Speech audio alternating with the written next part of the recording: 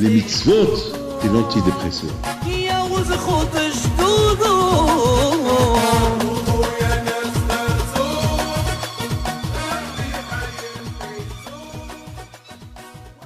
Shota Rosh Kolel, avec votre permission à vous tous. Et Hachem, je voyage la semaine prochaine, donc je ne serai pas là avec vous quelques temps. Et entre-temps, vous allez partir pour prendre vos vacances.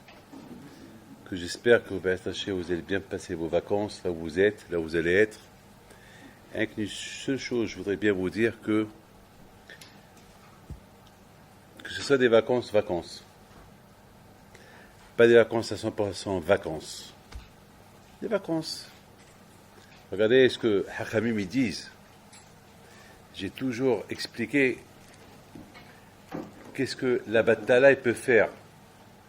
Lorsqu'on lit un peu la paracha de cette semaine de Matot, Mas'é, je ne sais pas si vous vous êtes rendu compte de ce que je vais vous dire maintenant. Mais, vous savez, Baruch Hashem, chaque semaine, on lit des parachiotes. Et cette paracha, Moshe Rabbeinu, il parle au Bnei Israël, et je peux avoir le pasuk exactement, et il parle au Bnei Israël, il leur dit comme ça. Et c'est la première fois dans ma vie que je me suis rendu, peut-être vous avez lu cette question quelque part, mais moi je ne me suis jamais rendu compte, c'est la première fois, et pourtant cette paracha, je l'adore cette paracha, parce que cette paracha elle me fait beaucoup de la peine. Cette paracha c'est la paracha c'est Moshe Rabbeinu à la vacha, j'ai même des larmes aux yeux, lorsque je vois que Moshe Rabbeinu, Akadosh Baruch Hu lui a dit, tu fais cette guerre et tu meurs. Après cette guerre que tu vas faire contre les Midianim, tu vas mourir. La hâte à Sefer Amer. Et Moshe Rabbeinu, il l'a fait. Qui peut faire ça? Qui peut faire ça? Moshe Rabbeinu, qu'il aime vivre, Moshe Rabbeinu, qu'il aime la vie, qu'il a fait 715 prières pour vivre, il sait qu'en faisant la guerre contre les Midianim, il va mourir. Il l'a fait. Il l'a fait. Qui peut faire ça? Quelqu'un qui aime vivre, il peut attendre, il va dire, bon, je vais attendre un peu, quelques années, et je fais la guerre contre les Midianim. Mais les shikulim de Moshe Rabbeinu, tellement qu'il aimait Am Israël, il s'est dit, c'est mieux qu'il rentre chez eux. C'est mieux qu'il rentre en Eretz Israël. C'est mieux, parce que Moshe Rabbeinu, il aime la Torah. Alors, Moshe Rabbeinu s'est dit, il va rester ici encore quelques années, mais il ne va pas faire les mitzvot qu'il peut faire en Eretz Israël. Il n'y a pas Beth Amikdash. Il y a des mitzvot à Tluyot Ba'aretz, il y a des mitzvot qu'on ne peut pas faire en dehors d'Israël. Dromot, Maasrot, Yovel, Shemitah, plein de mitzvot qu'on ne peut pas les faire ici. On ne peut pas. Vous vous rendez compte, quelqu'un qui donne sa vie. Alors, chaque fois que j'arrive à cette paracha-là, mais je ne me suis jamais rendu compte de... D'abord, Moshe Raché Amatot, l'Ibn Israël, les mots Zadavar Shetziva Hashem. Pourquoi la Torah ne dit pas D'abord Hashem? Elle dit Zadavar. Voilà ce que Hashem m'a dit de vous dire. Mais pourquoi la paracha toujours s'écrit D'abord Hashem Moshe les morts, et Hashem il parle à Moshe, il dit au Bnei Israël, Hashem... Pourquoi ici? Pourtant, c'est important là. Ici, c'est écrit Zadavar. Quand est-ce que Hashem lui a dit? On ne sait pas. Peut-être Hakodesh, Nevoa. Mais pourquoi la Torah ne dit pas carrément D'abord Hashem El Moshe les morts, d'abord El Raché Amatot, parle au Raché Amatot, il dit leur que quelqu'un qui fait un neder, quelqu'un qui fait un vœu, quelqu'un qui jure, qui fait un serment, qui respecte qui respecte ce qui sort de sa bouche. Et pourquoi la Torah, elle commence pas avec d'abord Hashem El Moshe les morts? Pourquoi? Peut-être pour vous c'est pas une question, mais pour moi c'est une question. Moi je suis très médaillé, pour moi c'est une question. Ça m'a beaucoup dérangé, parce que pour des petites choses, la Torah, et pourtant c'est important. C'est une paracha qui est très importante. Que quelqu'un il ne faut pas stam, jurer, parler. Ceux qui jurent, c'est grave, ceux qui jurent. Celui qui fait un neder, il faut qu'il paye le neder. On ne joue pas avec ça. Et je pense que la Torah, elle aurait dû donner un temps fort. D'abord, Hashem et Moshe, Hashem, elle a parlé à Moshe, dit au Bnei Israël que celui qui fait un vœu, il faut qu'il respecte son vœu. Celui qui fait un serment, il faut qu'il respecte son serment. Sinon, il fait une faute. Ce qui sort de sa bouche, il faut le faire. C'est très, vous savez, Arizal Kadosh, il y a beaucoup de Farshim, il y a beaucoup de Gdolim. Il parle de l'importance de la parole. L'importance de la parole. Hachem, c'est pour cela, il dit David Améler, au Motshav Litzim le Yashav. Comme David Amelech Alav Shalom, il parle de ceux qui se réunissent dans les bars. Ils s'assoient. Voilà, Ba'amot Rabim. Hier soir à Lyon, il y a un grave accident. Il y a un mort. Deux presque qui vont mourir entre la vie et la mort. Et l'autre, il est comme ci, comme ça. Chez Mishmor. Ils étaient dans un bar. Ils ont bu, ils ont rigolé. Voilà, ils sont sortis. Voilà. Chez Mishmor, c'est des gens que je connais. Très jeunes. Ils sont jeunes, 25 ans. Il y a un autre aujourd'hui que sa mère elle est venue, je la vois en noir. Je lui dis, madame, pourquoi vous êtes en noir? Il y a 3 semaines ou 2 semaines, elle était venue me voir avec son fils. Je dis, pourquoi vous portez le noir? C'est pas mal là, pourquoi? Mais il y avait son fils qui est venu, il a fait une overdose de drogue, il est mort. Overdose de drogue. 20 ans. Et j'ai fait une guerre aujourd'hui à quelqu'un qui veut prendre des vacances avec une fille de 13 ans. Et lui, il a 22 ans. Regarde dans quel monde. Et les parents, ils s'en foutent. Et les parents de la fille, ils s'en foutent. Ils s'en foutent. Ils s'en foutent. Mais quand je dis comment? Il fait 13 ans, mais comment? Et voilà. Voilà le monde où on vit. Combien la parole, elle est importante. Avec la parole, on peut construire. Avec la parole, on peut détruire. La parole. Regardez, Akadosh Baruch Hu, il a construit le monde avec la parole. Vayomer Hashem, il dit, bam. Avec la parole. La parole. Avec la parole Hashem, Yishmor, on peut détruire beaucoup de choses avec la parole. On peut détruire. Pour moi, lorsque la Torah, elle parle de la parole, mon père Alav Shalom, je me rappelle, jamais je l'oublierai. Mon père Alav Shalom, toujours je le dis. Il disait toujours, chez un juif, la parole d'un juif, c'est une shvoah. Comme ça, il disait. La parole d'un juif, c'est une shvoah. La parole d'un juif, c'est un serment. C'est comme un serment. J'ai jamais posé de questions à mon père. Bah, tu sais, vous savez, pourquoi des fois, elle a pris comme ça. Mais maintenant, je comprends. Un juif, il a une neshama, mais pas Kashbochou. Il a collé sa bouche dans la bouche de Adam Arishon. Il a soufflé. Et qu'est-ce qu'il dit le Targum? Wah melala. Il a soufflé un souffle de la parole. C'est-à-dire que l'homme, l'être humain seul, il peut parler. Aucun ne peut parler que l'être humain seul peut parler. C'est la folie. Bam. Il a soufflé quelque chose de... Parce qu'Akadosh Baruch Hu, lui, il a créé le monde avec quoi? Avec le souffle. Avec Vayomer Hashem. Et Hashem, il a dit, il y a eu or. Et Hashem, il a dit, bam. Alors qu'Akadosh Baruch Hu, il a donné à l'homme la force de créer. Une force que lui aussi peut créer. Encore, c'est que on est Matot Marseille, c'est ça. Donc la semaine prochaine, c'est Dvarim déjà. Vous vous rendez compte, la paracha de Dvarim, je suis un peu émotionné de vous dire, cette paracha, elle est à Dvarim, Hachem Diber Moshe et les Bnei Israël. Le 5e livre de la Torah, c'est Moshe Rabbeinu qui l'a écrit. Elle est à Dvarim, Hachem Diber Moshe. C'est pas écrit elle est à Dvarim que Moshe, elle est à il Moshe, et Moshe Rabbeinu l'a expliqué. C'est pas écrit Moshe Rabbeinu. Pas les paroles qu'Hachem a dit à Moshe Rabbeinu pour qu'il ait. Non, elle est à Dvarim, Hachem Diber Moshe. C'est-à-dire que la Torah est devenue, Mashiach est devenue une partie de Moshe Rabbeinu. La Torah est devenue une partie de Moshe Rabbeinu. C'est pas la Torah, c'est... Une fois, j'ai vu la semaine dernière dans un livre qui dit, je ne peux pas vous dire où je l'ai lu, mais je l'ai lu. Il dit que pourquoi Moshe Rabbeinu, il ne s'est pas levé lui-même et tué Pinhas, et tué Zimri. Pourquoi il a dit à Pinhas, c'est bon, celui qui est qui se lève et le tuer. Moi, je ne peux pas. Pourquoi ce n'est pas Moshe Rabbeinu? Pourquoi ce n'est pas Moshe Rabbeinu? Alors, parce que Moshe Rabbeinu, lui, Moshe, c'est la Torah. Et de dire Moshe, c'est la Torah, il est nogué à Badabar. Donc, Moshe, il ne peut rien faire. Il peut simplement dire à quelqu'un, bon, si tu es canaille, si tu veux venger le nom de Dieu, va, venge-le. Ah, pourquoi toi, tu ne le venges pas? Moshe, il était nogué à Badabar. Parce que Moshe, il représente toute la Torah. Elle est à Dvarim, Hachem Diber Moshe. Ça veut dire la parole, ça veut dire que beaucoup de fois on dit à quelqu'un qui a bien répondu à une question, on dit Moshe Shapeka Amat, on l'appelle déjà Moshe. On dit Moshe, super, tu as bien répondu. Pourquoi? Parce que quelqu'un qui répond bien à une question de la Torah, eh ben, il devient il devient partie de Moshe Rabbeinu, il devient partie de la Torah. Qu'est-ce qu'il y a quand je vais dire Moshe Rabbeinu? Il dit, Moshe,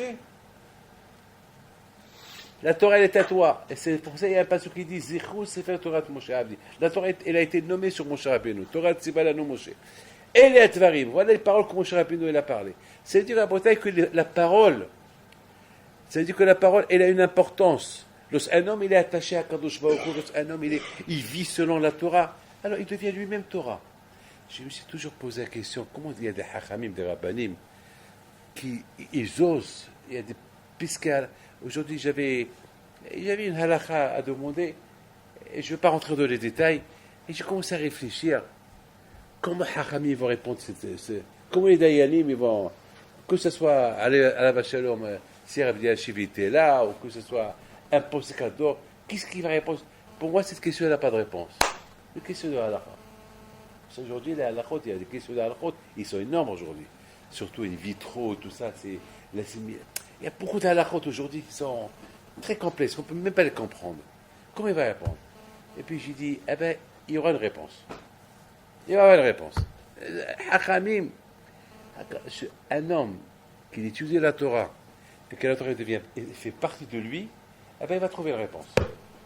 Il va trouver une réponse. Comment il va trouver une réponse? Il va trouver une réponse. Quand il va l'aider, il va passer à Ishmaïa. Il va trouver une réponse. Et c'est comme ça. Alors, Botaï, moi je pense, pourquoi Moshe Rabbeinu alav shalom, il a appelé les rachés à Matot? Pourquoi c'est pas écrit Vaïdaber, Hachem il leur a dit, voilà ce que Hachem m'a dit. Pourquoi c'est pas écrit Vaïdaber, Hachem Moshe, Daber? Pourquoi la Torah ne dit pas? La Torah elle veut nous apprendre quelqu'un qu'il fait partie de la Torah elle parle de lui. La Torah, elle sort de sa bouche, elle va l'aider à dire. Moshe Rabbeinu, il a parlé aux grands, Raché Amatot. C'est des grands qu'on apprend. Il dit, le Pekavot nous dit, Hachamim Izaharu bidberichem. Hachamim, faites attention à ce qui sort de votre bouche. Parce que lorsqu'il sort de votre bouche, les gens ils vont apprendre. Si vous êtes un menteur, ils vont apprendre à être un menteur. Vous êtes hypocrite, ils vont apprendre à être hypocrite. Vous êtes propre, ils vont apprendre à être propre. Moi, une fois, j'ai dit à quelqu'un, tu m'excuses, j'aime beaucoup tes cours, mais j'ai rien à apprendre à tes cours. Comme ça, je lui ai dit. J'adore tes cours. J'ai dit, j'aime tes cours, il y a quelque temps. J'ai dit, tu parles super bien, mais j'ai rien à apprendre de toi. Il me dit, pourquoi? Je dis, pourquoi? C'est parce que tu as un téléphone qui n'est pas cacheur. Donc, j'ai rien à apprendre de toi. Je ne peux pas apprendre de toi. Comment tu peux avoir un téléphone pas cacheur? Dans ce téléphone-là, il y a les znout. Dans ce téléphone, il y a toute la saleté du monde dans ce téléphone-là. Comment tu peux parler de Torah avec ce téléphone de ta bouche? Il m'a dit, mais j'ai un héter. J'ai dit, quel héter? Quel héter? Qui t'a permis? Qui t'a permis? Et alors moi aussi, je peux l'avoir. Il m'a dit, je ne sais pas. J'ai dit, alors quoi? Quel héter? Je voudrais voir quel héter? Qui t'a donné ce héter? Ça n'existe pas de héter. C'est nous qu'on veut trouver un héter. C'est vrai, moi aussi, je peux trouver 1000 hétérim pour l'avoir. Mais je sais que ça va. Si je l'ai, je serai tenté à faire des choses, des bêtises. Moi, je ne suis pas un tzaddik. Moi, je ne suis pas un saint. Moi, je me connais, moi. Et nous tous, on vit dans un monde qui dure. Un monde, c'est des choses qu'on entend dans ce monde-là, à chez Mishmor. Vous ne pouvez pas.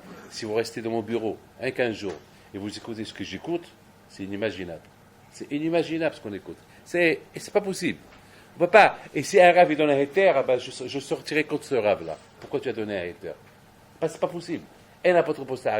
Ces téléphones qu'il y a aujourd'hui, il y a plein d'arayot dedans. Il y a plein. Il y a plein. Il y a quelqu'un avant-hier, il m'a dit, Rabbi David, je vous donne raison. Je dis pourquoi? Il m'a dit, je suis tombé dans le piège. Je lui dis merci. Je lui dis, comment tu as fait? Comment ça s'est? Il m'a dit, le Tzahara, j'étais tenté, voilà, je suis tombé dans le piège. Rabotai, HaKadosh Baruch Moshe Rabbeinu alav shalom, il parle aux Raché Amatot. C'est quoi les Raché Amatot? C'est les chefs spirituels de Am Israël. Il s'adresse à eux. Il leur dit, regardez-moi tous. Zé Adabaf, voilà ce que Hachem m'a dit de vous dire. Mais c'est pas écrit dans la Torah qu'Hachem lui a dit de dire, c'est écrit, voilà ce qu'Hachem m'a dit de vous dire. Ça veut dire qu'il veut leur dire que vous les chefs spirituels de l'âme Israël, si vous vous conduisez bien, et vous vivez la Torah, et vous vivez selon la Torah, eh bien, Kadosh Baruch Hu, il va vous aider à dire des choses. Vous n'allez pas vous tromper. Que la parole d'Hachem, elle va sortir de votre bouche. On raconte sur Rabbi Akiva Eger à la Shalom qu'une fois, j'ai eu la même histoire cette semaine, mais moi je ne suis pas Rabbi Akiva Eger malheureusement. Dommage que je ne suis pas comme lui, ben, j'aurais fait cette semaine un grand miracle, mais je ne suis pas Rabbi Akiva Eger, je suis rien qu'un homme, je suis loin d'être... Il y a une histoire, il y avait un capable de vouloir donner le guet à sa femme. Et Rabbi Akiva Eger l'appelle, il lui dit, écoute-moi mon fils, il y a deux solutions pour que ta femme soit divorcée. On a raconté cette histoire plusieurs fois. Et il lui a dit, ou bien tu lui donnes le guet et elle est divorcée de toi, et c'est tout, ou bien ta femme elle va devenir permise à d'autres, pour d'autres, bimitat baal, que toi tu vas mourir. Il dit, ah bon? Il lui dit, voilà, tu as deux options. Ou la première option, donner le guet, elle est permise, ou la deuxième option, tu ne donnes pas le guet, tu vas crever, tu vas mourir, et puis elle va être permise. Et il regarde le Rav, il a commencé à rigoler, il a dit, ben, je préfère l'option, la deuxième option. Il a dit, d'abord que tu préfères la deuxième option, tu veux mourir? Il a dit, je préfère. Il veut rigoler, on rigole avec Akiva Eger.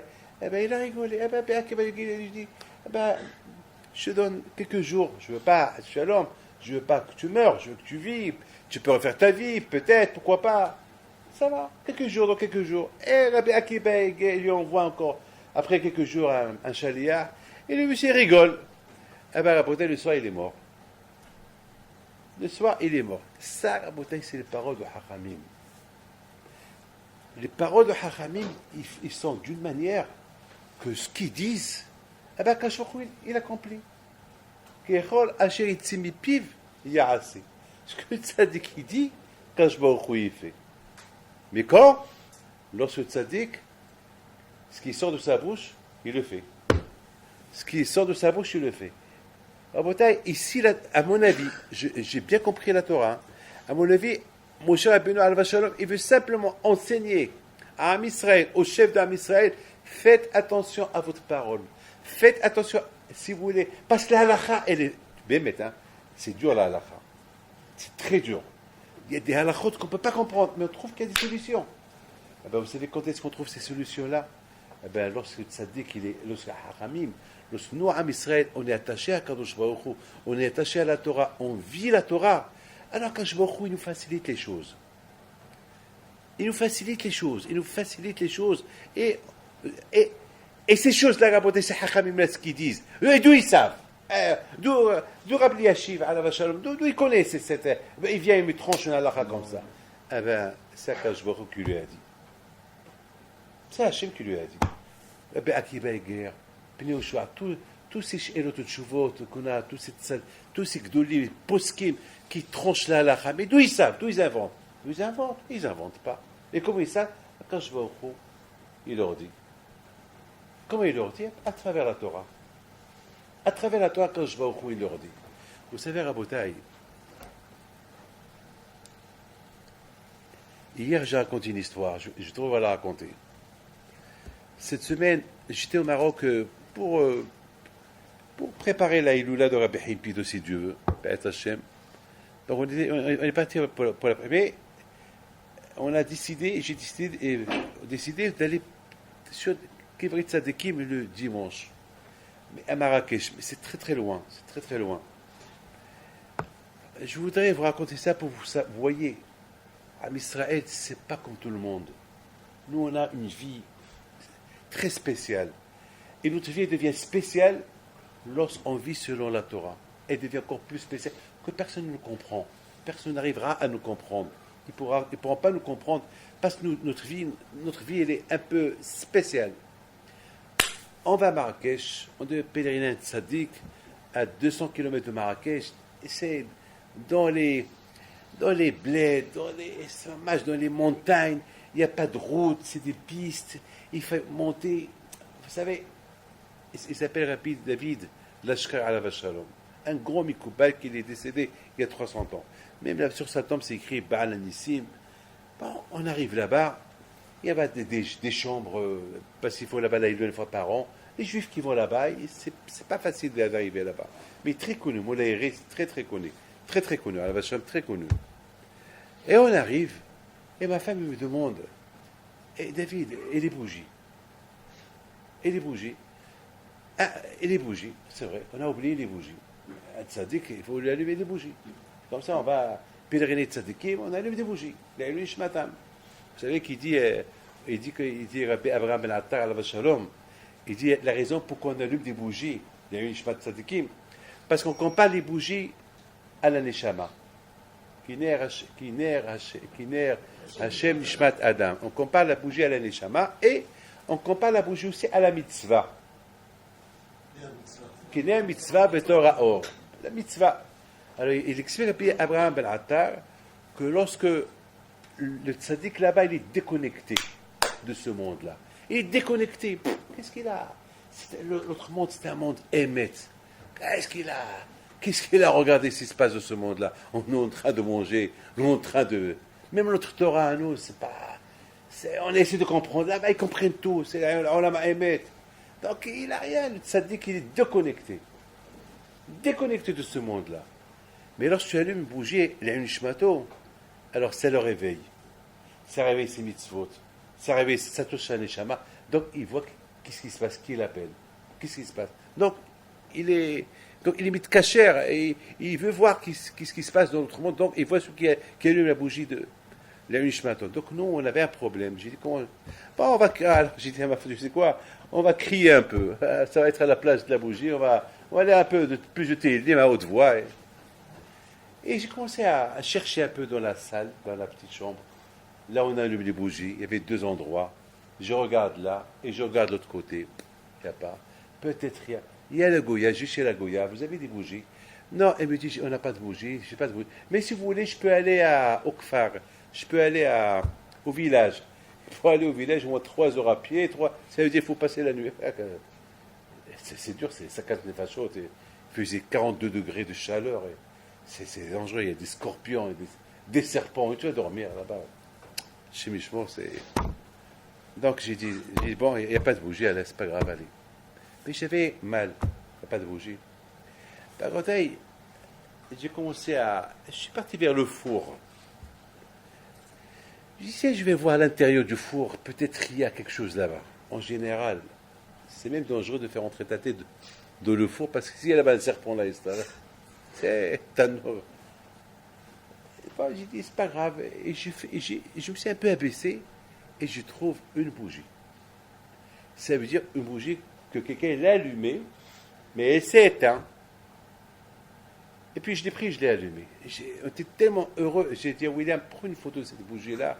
On la garde, souvenir à Shgaha Pratit. Ça veut dire, finalement, il n'y a pas eu ici de Ness. Ça veut dire qu'ici, il y a eu quelque chose qui s'est passé. Il y a un monsieur qui a allumé la bougie. Il y a un Kadosh Baruch Hu qui l'a vu, qu'il va avoir un monsieur qui va venir, il ne va pas trouver de bougie. Alors, quand je l'a fait, pourtant tu as bougé un peu, tu t'éteins et laisse l'autre t'allumer. Écoutez bien ce que je vais raconter. Ça, je ne l'ai pas encore dit à personne. J'ai emprunté la bougie de chez la Goya, j'ai allumé et on était contents. Baruch Hashem, quel nes, quel miracle, quel hashgaha pratit, Akadosh Baruch Hu. Il a fait que ce monsieur qui l'a allumé, et s'est éteint, voilà, maintenant on l'allume, et pour son zéchout, et pour notre zéchout. Et en voulant sortir du tzaddik, la bougie s'éteint. Alors elle me dit, ma femme, allume-la. J'ai dit, non, je n'allume pas. Ça doit être pour un autre. Si c'est éteint, c'est un autre qui doit arriver après nous. Il n'aura pas de bougie. Comme que nous, on l'a allumé pour... Ça y est, le fait, il est resté 5-6 minutes allumé. Ça y est, on a prié. Il y a une ishmato. Il a entendu. Il va aller chez Akadosh Baruch Hu prendre notre chilote. Maintenant, laisse les autres. C'est des choses qu'on ne peut pas comprendre. La vie juive, elle est comme ça. Mais avec lorsqu'on vit selon la Torah. Il vit selon la Torah. Donc, quelque part dans cette paracha de Matot, Moshe Rabbeinu alav shalom, il veut nous donner l'importance de la parole. Combien la parole d'un juif elle est importante. Il parle au Raché Amatot. Il leur dit, vous, Raché Amatot, combien c'est important votre parole, vous qui représentez Am Israël, combien il faut faire attention à la parole qui sort de votre bouche. Et lorsque vous donnez un shiur, faites attention que le shiur ne va pas aller contre vous. C'est pas, il faut être naï d'oresh, naï mikayim. C'est pas, faites ce que je vous dis, mais ne faites pas ce que je fais. Faites ce que je vous dis, mais ne faites, alors ça tient pas de sens. Ça tient pas debout. Il faut faire attention à ce qui sort de votre bouche. Et si vous voulez, et si vous faites attention à ce qui sort de votre bouche, alors si vous avez un problème de halakha, alors la halakha va sortir de votre bouche. Hakadosh Baruch Hu parler à travers vous. Comme on dit, Moshe, Hakadosh Baruch Hu medabem torgono chez Moshe. Hakadosh Baruch Hu parle à travers la voix de Moshe Rabbeinu. Hakadosh Baruch Hu, il parle à travers la voix de Moshe Rabbeinu. Hakadosh Baruch Hu parle à travers la voix de chaque tzaddik et tzaddik, chaque rav et rav, chaque posek et posek. Vous savez, Rabotai, Sanher et Nebuchadnezzar, puisqu'on est dans les Zman, on est dans les temps là, de Beth Amikdash, Hobé Beth Amikdash, lorsqu'il a détruit le Beth Amikdash, vous savez ce qu'il a fait? Il a construit, il a créé un Pessel, une statue, une grande statue. On pouvait, comme la Tour Eiffel, on pouvait la voir de loin, et il l'a construit dans une bika'a, dans un endroit que tout le monde pouvait la voir. Et vous savez ce qu'il a fait? Il a pris le tzitz. Il a pris comment on dit le tzitz en français? C'est un bordeaux que le Kohen Gadol imitait sur son front. Et c'est écrit là-bas Kodesh Hashem. Il a pris, il l'a mis dans la bouche du Pessel, du statut. Et dès qu'il l'a mis, il a commencé à parler, la statue a commencé à parler, il a commencé à dire Anochi Hashem Elokecha. Il a commencé à dire Anochi Hashem Elokecha. C'est moi Hashem. J'ai pris le midrash, je l'ai fermé, j'ai eu peur. J'ai eu peur. C'est quoi ça? La statue qu'elle parle et qu'elle dit Ani Hashem Elokecha. Pourquoi il a dit que ça? Pourquoi elle n'a pas dit autre chose? Elle n'a rien à dire que ça. Il n'a rien à dire que ça. Je sais pas, il aurait pu dire je sais pas, pourquoi Anochi Hashem Elokecha? C'est moi.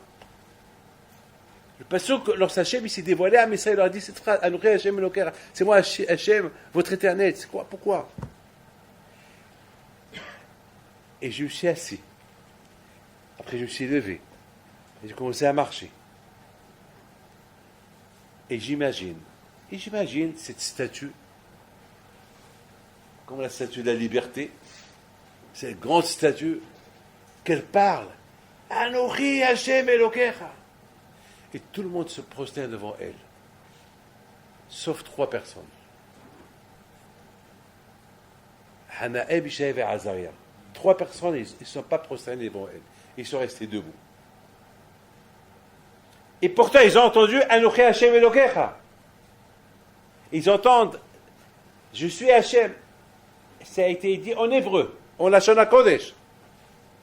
Et eux, ils ont compris, ça c'est Satan.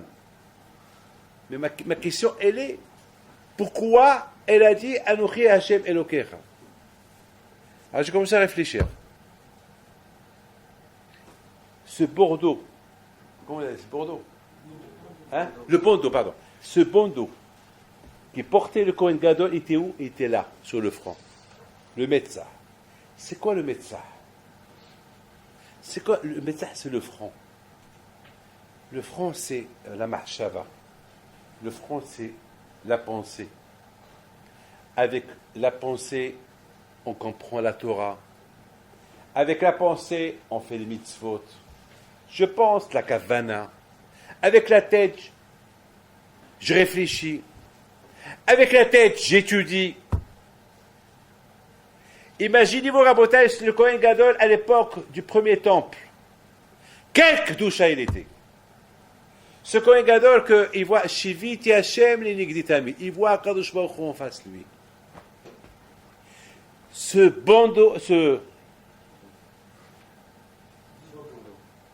Ce bandeau-là, il était dans la tête du Kohen Gadol qui représente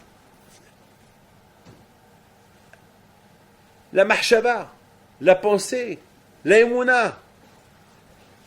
Rabotai, un tzaddik, nous, Am Israël, c'est quoi notre but? Notre but, c'est avoir la émouna, HaKadosh Baruch Hu, Anuchi, Hashem Elokecha. HaKadosh Baruch Hu, c'est lui, notre Hashem.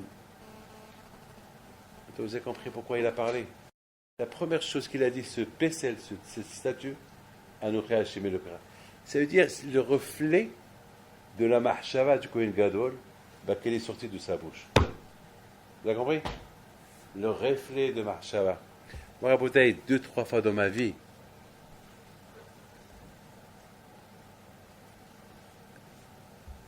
j'étais mitpa'el des tzadikim.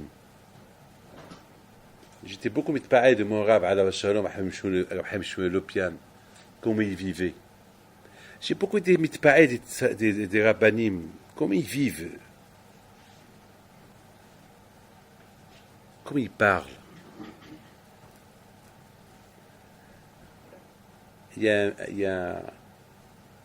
On raconte une histoire sur Rav Yehuda Levkovitch, Alav Shalom. Une fois, il descend au Beth Midrash, il voit quelqu'un qui étudie la Torah. Il dit Yaakov, il est 1h du matin, il faut que tu dors. Après, il remonte, et après, il devait redescendre encore, et il le trouve encore 2h du matin en train d'étudier. Il dit Yehuda, il dit il faut que tu vas. Il dit mais je vais être Rabbi Akiva Eiger. Je vais être le Ramban. Aussi, dors pas. Il dit sois ce que tu veux, mais moi je te dis va dormir. Sois ce que tu veux, mais moi, ton Rosh Yeshiva, je te dis va dormir. Et si tu dors, si tu écoutes, tu m'écoutes, tu deviendras le Ramban. Tu deviendras Rabbi Akiva. Il dit mais réponds-moi et je vais dormir. Il dit mais toi, je ne peux pas te répondre, demain je te répondrai. Parce que là tu es crevé, tu es fatigué, va. Le lendemain, il l'appelle. Il dit, as-tu une réponse sur ta question? Il lui dit oui. Il dit, écoute-moi. La façon comme Rabbi Akiva Eiger a étudié, il ne s'est pas cassé la tête pour comprendre la Gemara, comme que toi tu te casses la tête pour comprendre la Gemara. Moi, David Pinto, pour comprendre un Tosfot, je me casse la tête. Après 2, 3, 4, 5, 6 heures peut-être, je l'ai compris. Donc, déjà, à ma tête, déjà, je suis fatigué. Et pour comprendre cette faute-là, qui m'a pris 5 heures. Rabbi Akiva Eiger, déjà en 1 minute, il a compris. Donc il a économisé le temps, Rabbi Akiva Eiger. Alors que moi, je suis en train de casser ma tête pour comprendre. Il a dit, je te dis, va dormir. Alors ici, Bémet, on veut comprendre la Torah, et on veut que Hachem il nous aide. C'est... Je m'excuse de vous le dire. Hein. Hier, j'ai répété dans le grand chef que j'ai fait hier à Buffon, j'ai apporté un gaon de Vilna qui dit une phrase terrible. Il dit, on ne peut même pas imaginer un juif qu'il a vécu à l'époque du deuxième temple. Un juif, même qu'on a dit qu'ils avaient signé Athinameto, avec le fait qu'ils ont vécu à l'époque du deuxième temple, nous, par rapport à eux, on est zéro. Et alors, si on veut se comparer, on veut se comparer à ceux qui ont vécu à l'époque du premier temple, alors nous, on est zéro. Voilà. C'est-à-dire, Rabotai, selon ce qu'on voit, on devient un jour. Combien, Rabotai, chacun de nous, il doit comprendre Alma Harba Yerushalayim. Maintenant, on est dans les 3 semaines de Hurban Beit HaMikdash. Il nous reste encore 2 semaines. Quand c'est Rosh Chodesh? Lundi, voilà, déjà ça passe.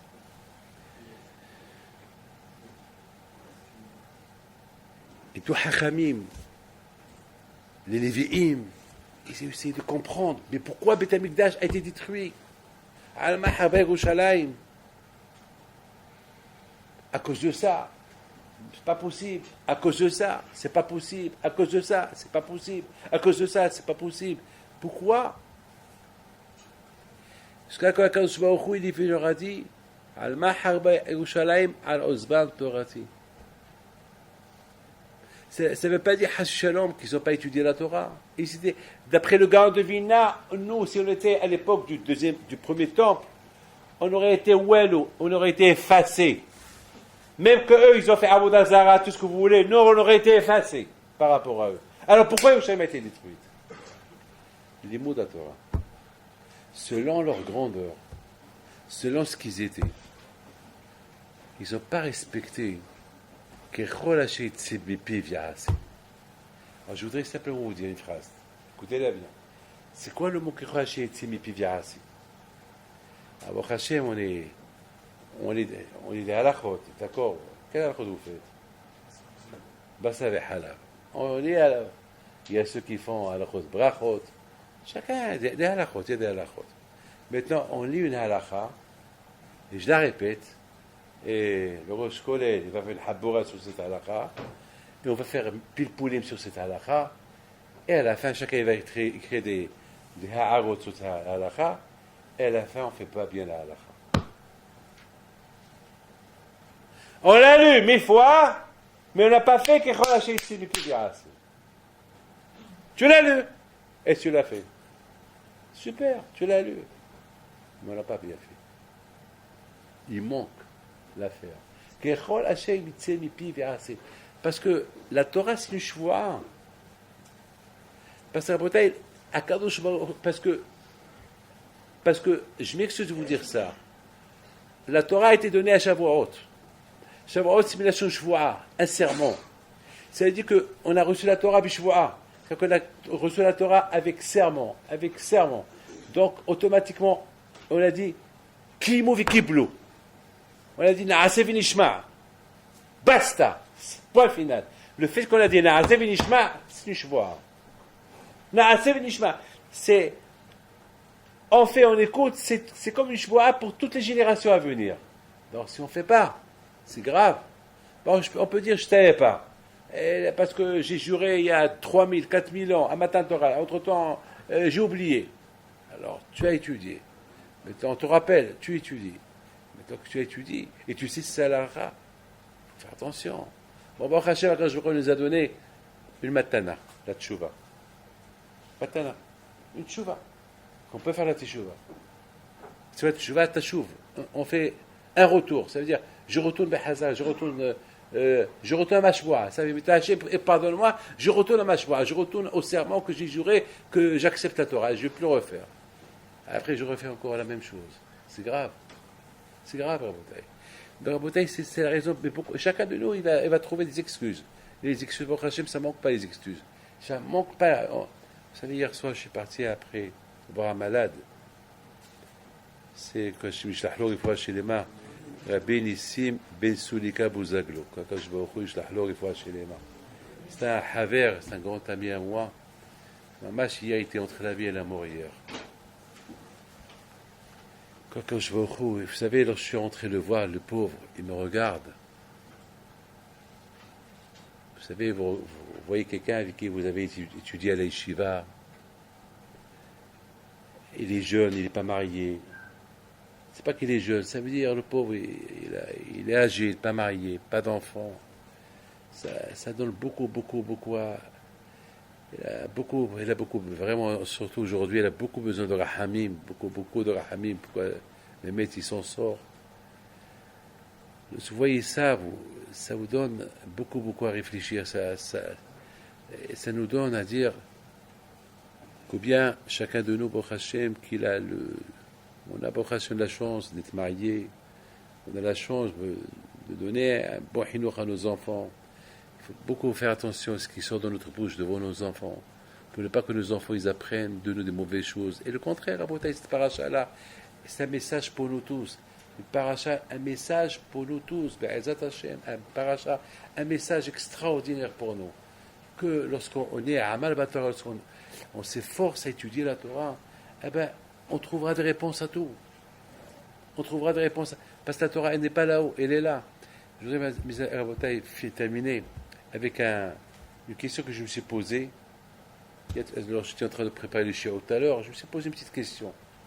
Je me suis dit, lorsque Moshe Rabbeinu est monté à Sinaï, parce que n'oubliez pas que, à partir de cette prochaine, on va commencer à dire Ele Devarim. Les paroles de Moshe Rabbeinu. Moshe Rabbeinu a répété toute la Torah. Quelle route il a, Moshe Rabbeinu, que tout ce qu'il a entendu, toute la Torah, il l'a écrit dans un livre, et ce livre-là est devenu le meilleur livre des livres, Devarim. Et c'est pas Hachem qui l'a écrit. C'est Moshe Rabbeinu. Avec Moshe Rabbeinu, il répète toutes les répétitions. C'est-à-dire que toutes les répétitions que Hachem il a dit à Moshe Rabbeinu, et Moshe il est en train de répéter, ça s'appelle comme si c'est Hachem qui le répète. C'est la folie, ça. C'est-à-dire que si maintenant le Rosh Kolel il vous donne une halakha, eh ben, c'est pas lui qui l'a dit, c'est Akash Baruch qui l'a dit. C'est Akash Baruch. Surtout si il est arrivé à un psak halakha à trancher une halakha, parce qu'il n'a pas dormi quelques heures pour bien la comprendre, eh ben, c'est pas lui, c'est Akash Baruch qui l'a mis. Et comme c'est écrit là, Elle est Advarim Ashidi Ber Hashem. Ça s'appelle, voilà les paroles qu'Hachem il a parlé. À Moshe. Voilà, c'est de la folie ça. Alors j'ai commencé à réfléchir tout à l'heure. Je vois Moshe Rabbeinu dans ma tête qui monte au ciel pour recevoir la Torah. Vous allez vivre avec moi quelques minutes. Parce que moi j'adore vivre les choses. Il arrive à Shamaïm et les Malachim ils veulent lui faire la guerre. Et Moshe Rabbeinu, il a eu peur. Et finalement à la fin, on voit que Moshe Rabbeinu, il fait la guerre contre les Malachim, il les gagne. Il les a gagnés. Après, tout le monde a voulu être copain avec Moshe Rabbeinu. Même Malachim Avet, il voulait devenir copain avec Moshe Rabbeinu. Et chacun, il dit à Moshe Rabbeinu, voilà, je connais un petit secret, un petit saut de la Torah, viens, je l'enseigne. Chacun, il voulait être haver. Ils voulaient tous être des copains à Moshe Rabbeinu.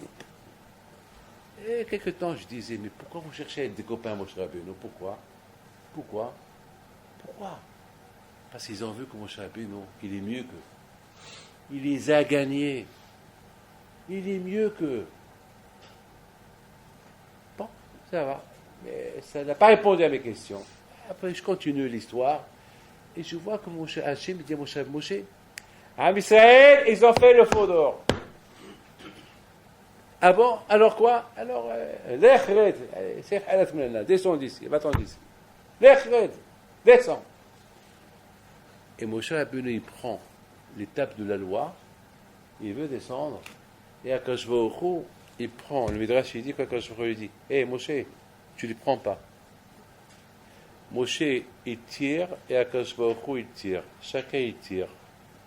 Et à la fin, Moshe, il a gagné, il se sauve, et il arrive en bas. Il voit le Hegel, il prend l'étape de la loi, et il les casse.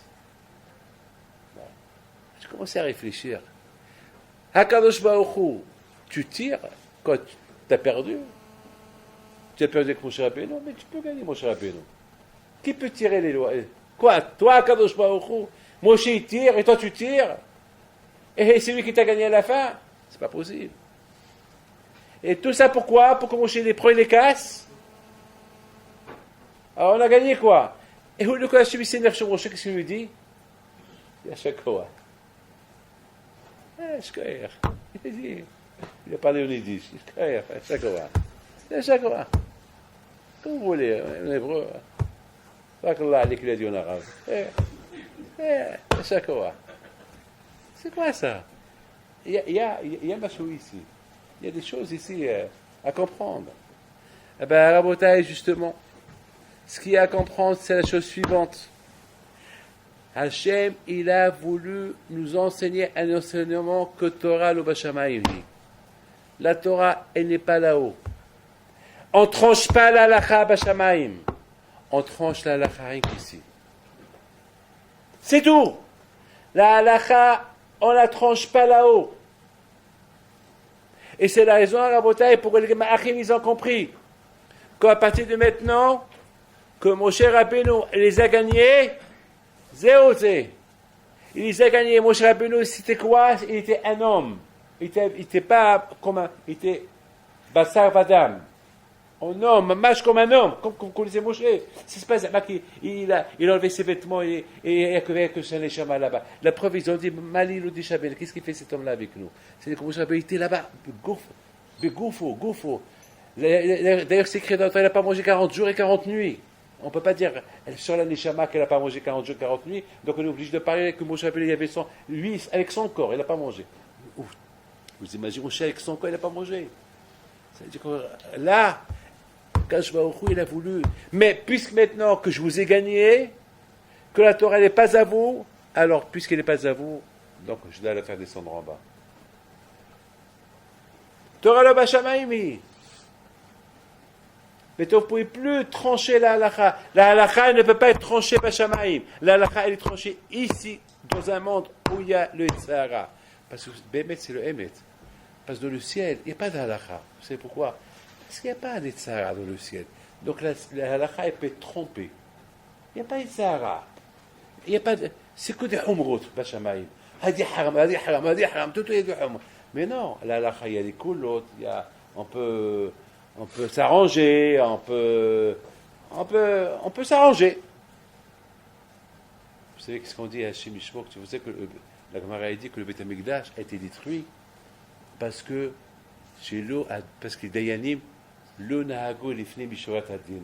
Parce que c'était BAM! Ils n'ont pas tranché. La halakha, c'est la halakha. Attends, arrange-toi, on peut s'arranger. Mais si on peut s'arranger, pourquoi pas? Non, la halakha, c'est comme ça. Il faut être mahmir. On ne peut pas vivre comme ça. Vous savez, tout à l'heure, j'avais un litige il y avait un litige entre un homme et sa sœur. Et je savais que l'homme, il avait raison. Mais de l'autre côté, la sœur, Mskina, elle n'a pas raison, mais elle me fait de la peine. Parce qu'elle n'est pas mariée. Elle a la grave maladie. Alors que son frère, il a de l'argent. Il est marié, il a des enfants. Et a priori, je lui dis, alors lui, il dit, Rabbi, ce que vous faites, ce que vous dites, je le fais. Je lui dis, vous savez, vous avez raison, mais donnez-lui l'argent. Elle me dit, comment vous dites, j'ai raison, je lui donne l'argent, vous savez que j'ai pas, que je dois. Je dis, je sais. Mais s'il vous plaît, donnez-lui. Mais elle ne mérite pas. Elle m'a déjà pris assez. Elle ne mérite pas. J'ai soutenu des années. C'est pas vrai. C'est vrai, tu as raison. C'est pas vrai. Mais non, au fait, il a raison. À 1000%. Si je devais faire un psak halakha, c'est à elle de lui donner. Alors maintenant, je suis en train maintenant de prendre de lui pour lui. Pourquoi? Parce que elle est malade, elle n'a pas d'enfant, elle n'est pas mariée, il a tous les tsarot du monde, il les a. Alors, il fait Mishorat Adin. J'ai dit, voilà. Dans le fond, tu as raison. Mais là, regarde sa situation. Imagine-toi, tu veux être comme elle. Non, Shalom, je ne veux pas être comme elle. Alors, tu ne veux pas être comme elle, alors donne-lui. Parce que si tu dis, tu vas être comme elle, là, Esther. Non, je ne veux pas être comme elle. Alors, je ne veux pas être comme elle, alors donne-lui. Il finit Mishorat Adin. Bien sûr, c'est une halakha que je n'ai pas le droit de faire si tu n'es pas là. Comme ça, derrière lui, il faut que les deux soient là. Comme ça, à la fin, il m'a dit, bon, je vais réfléchir. Alors, je lui ai dit, réfléchir avant que ce soit trop tard. Encore, j'ai fait un peu peur. Je veux une bracha, j'ai une bonne bracha pour... J'ai une bracha, comme ça, gratuit, une bracha. Tu veux une bracha, avec toutes les brachot que tu as eues, donne-lui. Voilà, tu veux le bracha.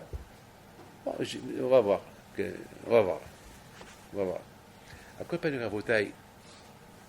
On voit que la halakha, c'est Bashamaïm. Ils sont très... Bam! Parce qu'il n'y a pas de Sahara. La halakha, elle est stricte. C'est pas possible que la halakha... C'est pour ça Bashamaïm, ils ne peuvent pas être couverts, ils ne peuvent pas trancher du ciel une halakha. Parce que la halakha, là-bas, elle est dure. Beth Shammai et Beth Hillel. On connaît très bien que Beth Shammai, ils sont très durs. Et Beth Hillel, ils sont moins durs. Là où c'est que Beth Shammai, bam. Pas possible. Le monde, il faut que ça soit un peu comme ça et comme ça. Il faut s'arranger. Mais il faut s'arranger. C'est la raison à la bataille pourquoi Moshe Rabbeinu alav shalom, au moment qu'il a pris l'étape de la loi, il a voulu descendre. Hakadosh Baruch Hu, Zamak, il a essayé soi-disant, Zamak, il tire. C'est quoi qu'il tire? il a voulu dire quoi? Parce par rapport au Malachim, il faut dire à Akash Baruch Hu, qu'est-ce que tu fais, quoi? Tu vois, Amissa, ils ont fait, il faut la Hegel, toi tu donnes la Torah. Donc Akash Baruch Hu, quelque part, la maintenant, il est comme nous, c'est à nous de trancher. C'est plus au Malachim, c'est plus là-bas en bas de trancher. À nous de trancher. C'est la raison pourquoi Akash Baruch Hu, il a voulu, il a essayé de prendre, et finalement, il a donné la halakha à Moshe Rabbeinu. C'est à vous de trancher. Et qu'est-ce qu'il a tranché, Moshe Rabbeinu? Lorsqu'il a vu le Hegel, il a tranché. Vous ne méritez pas cette Torah. Il a pris, il l'a cassé. Quand je lui ai dit, Yashakova, tu as gagné. C'est vrai. C'est ça la halakha. C'est-à-dire que Hachamim, ils ont le pouvoir. Hachamim, ils ont ce pouvoir-là, c'est extraordinaire, ce pouvoir-là, qu'ils peuvent trancher. Ils peuvent trancher. Et la preuve, voilà, on a vu, la première fois que Moshe Rabbeinu, il tranche, lorsqu'il reçoit la Torah, c'est le hot là, il les prend, il voit qu'il ne mérite pas, il les casse. Et quand je lui dis, tu as raison. Koubir Rabotai, on doit faire attention. On est dans les semaines de Hobab et Amigdash. Et dans ces semaines-là, chez Mishmor, la raison pourquoi le Beit Amigdash a été détruit, c'est parce qu'on n'a pas fait Kavod à la Torah. Parce qu'on n'a pas fait exactement ce qu'Hachem voulait de nous. Même qu'à cette époque-là, c'était des grands tzadikim, il y avait un grand Yitzhara de Avodah Zara, mais même qu'aux autres, s'ils avaient fait un peu d'effort dans la Torah Magina Matsuli, la Torah il les aurait sauvés. C'est-à-dire le kouah de la Torah, il est immense, il est fort. Vous savez, je termine. Il y avait une fois Rabbi Nissim Bibo Alav Shalom, que Hachem, je crois que c'est comme cette période-là qu'il est décédé. C'est vrai ou pas? Hein? Pardon? Oui, Hodesh Av. C'était avec lui à la Shalom qu'une fois par semaine, on étudiait la yeshiva. Et à la yeshiva de Sunderland. Chaque jeudi soir, on faisait Havruta toute la nuit. On a lu quelques masertot pendant quelques années. C'était une kivot avec la nuit, à partir de jeudi soir. Chaque jeudi soir. Et Baruch Hashem, j'ai étudié avec Raphaël Israël de Sarcelles pendant 2-3 ans. Toute la Chotshita est très faute. Avant qu'il a reçu sa smicha, donc il a fait Hazara avec moi. Donc Stam, moi j'ai pas fait smicha, mais celui qui l'a fait, mais il voulait le Havruta, donc c'était Mash Torah Be'amal. Il fallait voir dans quel froid on a étudié. Dans quel froid. Parfois il n'y avait même pas de quoi chauffer à la maison, en plein hiver. Et une fois qu'on était dans l'étude, on était déjà dans le limite, on ne pensait même pas au froid. Et je me rappelle une fois, il y a une femme qui vient chez moi avec son mari, et lorsque j'ai écouté les problèmes, j'ai dit au mari, il faut que tu divorces. Il dit, pourquoi? Je dis, il faut que tu divorces. Rabbi Babibo, il m'appelle quelques jours plus tard, il me dit, Rabbi David, vous avez reçu tel et tel? Je lui dis oui. Vous lui avez dit de divorcer? Je lui dis oui. Je lui dis pourquoi? Il me dit pourquoi? Je dis parce qu'elle a trompé. Il me dit, Rabbi David, mais il n'y a pas de preuve. Mais elle a avoué. Et je sais qu'elle a fait, parce que je connais le monsieur avec qui elle a été. Et lui aussi me l'a dit. Il m'a dit, Rabbi David, mais il n'y a pas d'Eidim. J'ai dit alors? Mais tu peux pas. Je lui dis, il me dit quoi, tu veux devenir Pinhas? Tu veux être comme Pinhas à Kanaï? Je dis, mais c'est haram. Comment ce monsieur-là, je le connais, Mskin. Il est il craint Dieu. Il est avec cette femme-là. Comment? Moi, je sais qu'elle a fait. Et je sais avec qui elle a fait. Et je sais. Mais Rabbi David, mais il y a une halakha. Mais quelle halakha? La halakha, il faut des témoins. Il faut des eidim. Il n'y a pas d'eidim. J'ai dit alors, il faut des eidim. Au départ, j'étais un peu. Ça m'est arrivé 2-3 fois. Et 2-3 fois, il m'a appelé. Rabbi David, haram, c'est péché. On ne va pas divorcer. Je crois qu'à la fin, ça s'est passé comme moi, j'étais un peu dur. Je crois que j'ai compris qu'il y a une halakha. Et mais aujourd'hui, chaque fois que ça m'énerve lorsque j'entends quelque chose, et j'ai envie de dire divorcer, il y a, vous savez, une fois, J'ai même enregistré une femme avec toutes les bêtises qu'elle a fait. Mais c'est une femme émette. Et tous les simani, ta ta ta ta ta ta ta ta ta ta ta. Mais cette femme-là, elle est mariée avec un Cohen. Ils habitent à Strasbourg. J'ai dit, Haram, celui de Strasbourg, je le connais parce qu'il a étudié avec moi à la yeshiva. Je lui ai dit, c'est pas possible. Il faut qu'il divorce. Je l'appelle, je dis, tu divorces. Tu es Cohen, tu divorces. Il m'appelle. Alors, vers la fin, ils sont partis pour divorcer. J'ai dit, peut-être, j'ai commencé à réfléchir, j'ai commencé à penser à Binsima Bibo. Je lui ai dit, après tout, j'ai pas de preuves, c'est elle qui l'a tout dit. J'ai enregistré, c'est vrai. Je connais le monsieur avec qui elle a été. Et j'ai appelé le monsieur. Je vais chez un grand possé qu'on a Israël. Je dis, voilà. Et je lui fais écouter la cassette. J'ai appelé David, il n'y a pas de preuve. Mais il y a la cassette. Il m'a dit, c'est une cassette. C'est elle qu'elle parle. On ne la croit pas. Peut-être elle a tout fait ça pour. Et l'autre, et avec qui elle a été, elle aussi, on ne croit pas. Parce que peut-être ils ont fait une combine les deux pour divorcer. J'ai dit, je suis révolté, c'est pas possible. Mais David, n'oublie pas, c'est un Cohen. S'il la divorce, il ne peut plus la reprendre. Et il n'y a pas de preuve. Alors je l'ai appelé, je lui ai dit, bon, tu sais quoi? Oublie la cassette, oublie tout. Hania, tu te rappelles? Après, je dis, Hania, prends-la, on la casse, cette cassette-là, on ne va pas la garder, c'est fini. La halakha, c'est la halakha. La Torah, celui Rabotai qui suit la Torah Kedusha, il devient mahlit. Il devient. C'est lui qui décide. C'est lui qui décide qu'est-ce que Akadosh Baruch Hu il pense. Comment? Akadosh Baruch Hu il dit ça, ouais, tu as dit ça, Hazako Baruch, mais c'est moi qui décide. Qu'est-ce que toi tu as fait? Mais Akadosh Baruch Hu dit, mais moi j'ai pensé que c'est kasher. Moi j'ai dit non, c'est pas kasher. Attends, mais j'ai dit que c'est kasher. Comme l'histoire là, de Belazar et Hachamim. Belazar il dit tahor, et Hachamim il dit tamé. On demande à Akadosh Baruch Hu, il dit, qu'est-ce que vous dites de Belazar? C'est tahor. Il a raison. Et Rabbi Shua, il se lève. Il dit, bon, Shalom, t'as raison, mais ton raisonnement, il est bien pour le ciel, pas pour ici. Vous vivez dans un monde qui est tahor dans le ciel. Ah, pour vous, c'est tahor. Mais nous, ici, c'est tamé. Nous, ici, on vit dans un monde de Sahara. C'est à nous de décider. Et qu'est-ce que la Gemara raconte plus tard? Quand je a commencé à rigoler, qu'est-ce qu'il a dit? Il dit, ils m'ont gagné mes enfants. C'est-à-dire, il faut arriver à ce qu'un jour, Hashem, parce que n'oubliez pas une chose, vous êtes au collège, n'importe quel collège, 17e, 19e, je ne sais pas où vous êtes, vous risquez de faire, toi, vous et votre Havruta, un pile-poule, lui il dit ça, et lui il dit ça, mais vous n'êtes pas Belazar Bishua. Mais Bachamam, il dit, il vous regarde. Il dit, je donne raison à Rabbi Eliezer, je lui donne raison. Il vous donne raison, hein. Mais personne n'entend. Personne n'entend. Et après, il va se lever quelqu'un.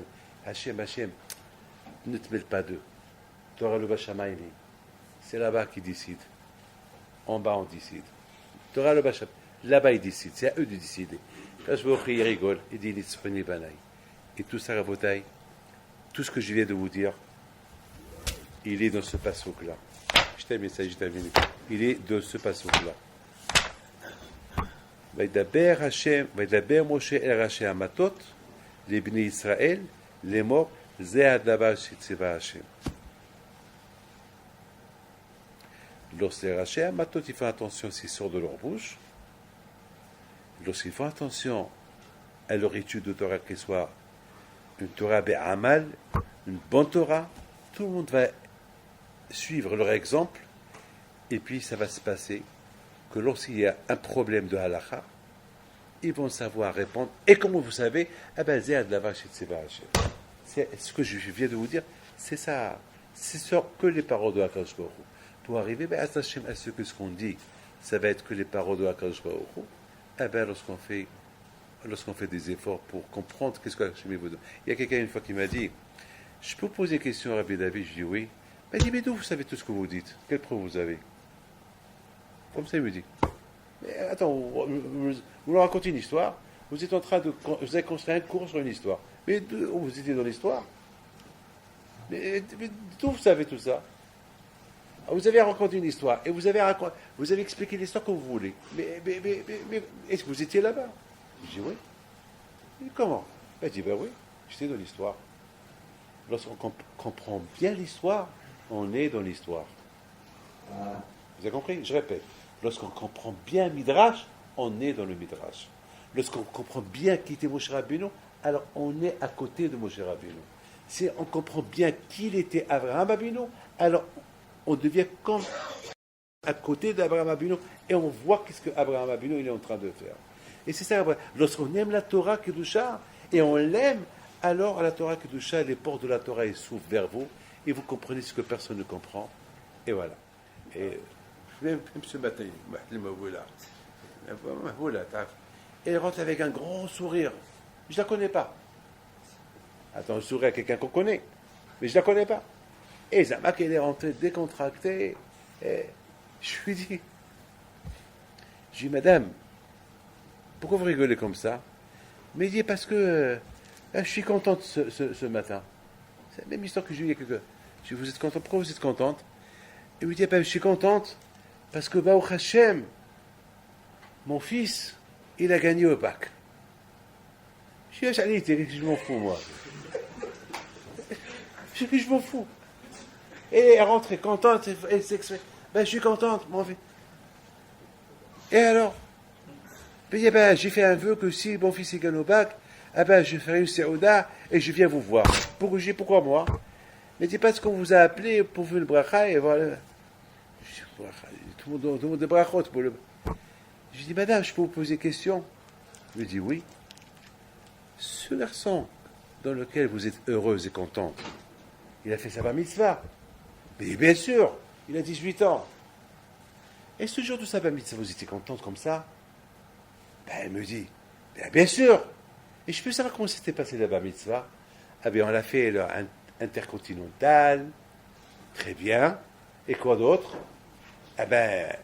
C'était bien passé. Et quoi d'autre?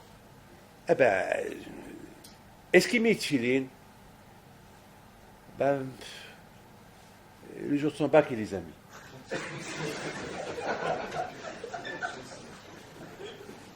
Alors c'est ça.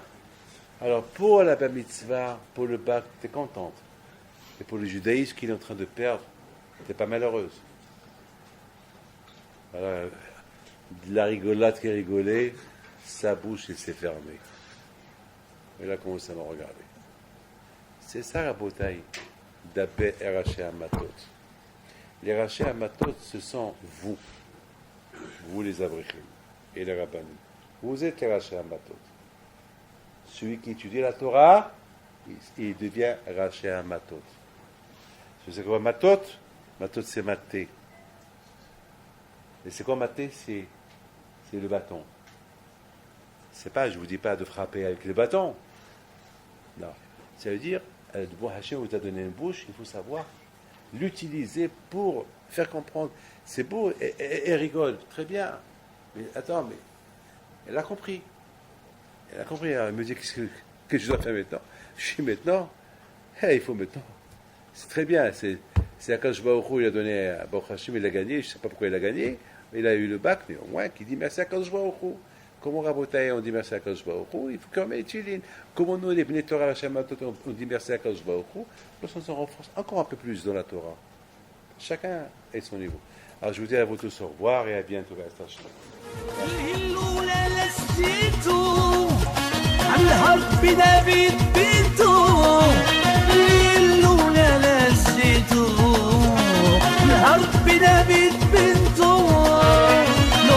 العيالات صغار